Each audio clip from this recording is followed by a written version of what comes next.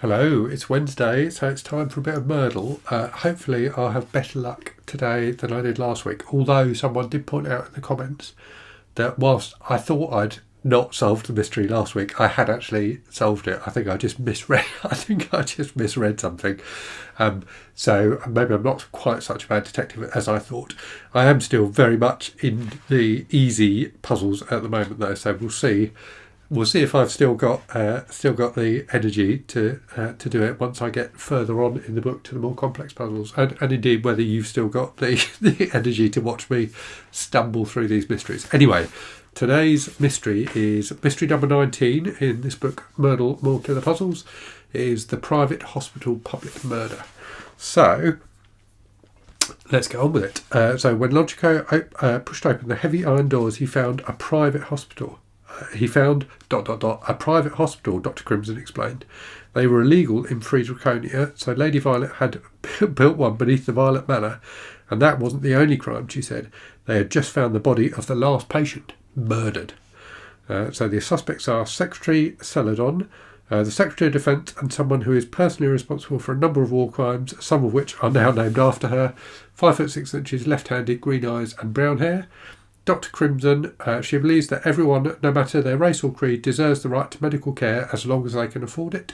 5'9", left-handed, green eyes, red hair. And Miss Saffron is technically an aristocrat, but more accurately, she's just plain rich. 5'2", left-handed, hazel eyes and blonde hair. The locations are a giant medical machine, which is indoors. It does something with your ions or your cells or something. An operating table, which is indoors. Honestly, the leather straps are a little freaky, but I guess you'd need them. And a medicine cabinet, which is also indoors. It has all the greats in it, arsenic, cyanide, and some helpful ones too. And the weapons are a brain in a jar, which is heavyweight. Philosophers argue you might be a brain in a jar. A great rebuttal is to hit them over the head with one.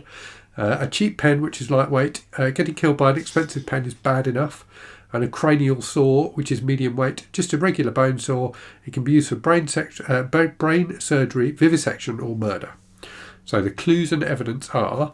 Oh, there's an interesting clue here. The suspect who had a brain in a jar also had hazel eyes in their head, not in a jar. Okay, so that must mean that... Who has hazel eyes? Only Miss Saffron has hazel eyes. So Miss Saffron had the brain in a jar. Logico could barely read his own scrambled handwriting. So there are some like anagrams here. So when I flip the camera, we can do those together. The tallest suspect brought a cheap pen. So Dr. Crimson had the cheap pen. The suspect, who's just plain rich, never got near an operating table. So Miss Saffron wasn't in the wasn't by the operating table. And the last patient had their cranium sawed to death. So therefore the cranial saw was the murder weapon. So let's flip the camera and see how we get on. Okay, here we go then. So here are those anagrams I was talking about. So let's go through these in order anyway. So the suspect who had a brain in a jar also had hazel eyes. So who was that? That was Miss Saffron had the brain in the jar.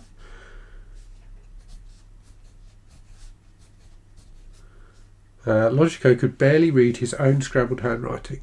So, are they just backwards or are they... No, they are just... They are just anagrams. Some... You won't be able to read my scrambled handwriting, are there? Some kind of machine.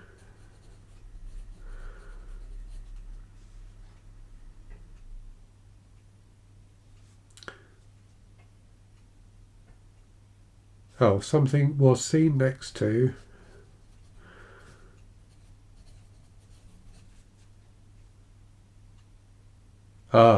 Secretary Celadon. Secretary Celadon was seen next to some kind of machine. So that must be the medical machine. So Secretary Celadon was by the medical machine.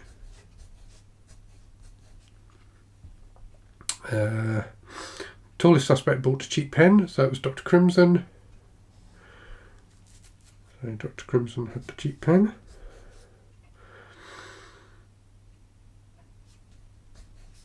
So therefore, Secretary Celadon had the bone saw, and we know that the cranial saw was the murder weapon, so Secretary Celadon must have been the murderer.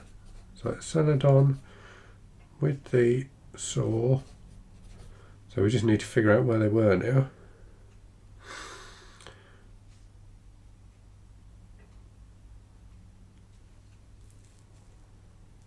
Oh, hold on, I've missed a clue. The suspect, who's just plain rich, never got near an operating table. So Miss Saffron wasn't by the operating table. So therefore, she must have been... Oh, we already know where Secretary Celadon was. We already know the answer. I don't even need to solve the other bit. So Secretary Celadon was by the giant medical machine. Okay. Terrible handwriting. Right, let's flip the camera back and see if I've got it right. You can probably tell I'm filming this in the morning, so the morning sun is streaming through the window, which is very pleasant. Anyway, so I'm saying it was Secretary Celadon with the cranial saw by the giant medical machine. So it's number 19. Let's flip to the back and see if I'm correct. It was Secretary Celadon with the cranial saw by a giant medical machine, so I was correct. But Secretary Celadon was furious. I was promised a special life-lengthening treatment, and instead it was being done on some random patient. I couldn't have it.